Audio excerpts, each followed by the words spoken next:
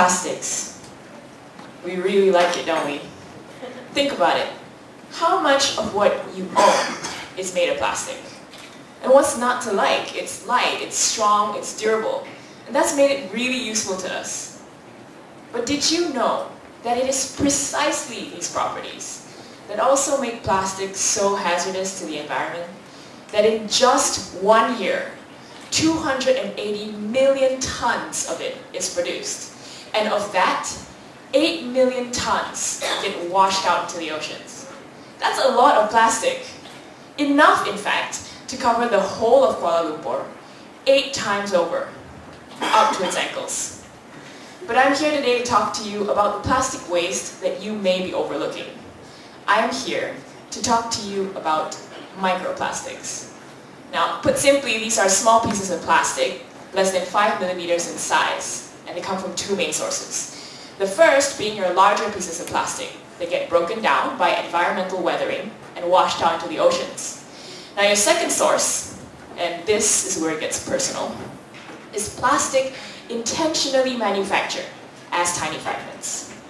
What could they be used for? Well, for one thing, they're in your exfoliating facial cleansers, the abrasives in your toothpaste.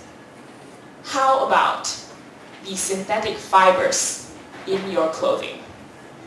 Now I think we can all agree that these are products that we all use regularly.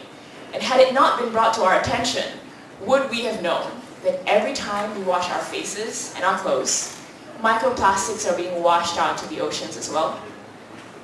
But what is so bad about small pieces of plastic?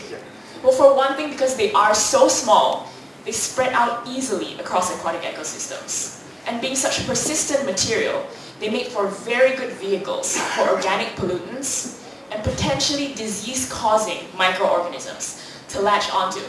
Now, once these are ingested by marine organisms, they not only accumulate in their systems, but they block their digestive tracts. And this leads to all sorts of health complications, from physical deterioration to starvation to reduced reproductive health, which means that it not only affects the current generation, but the ones to come as well.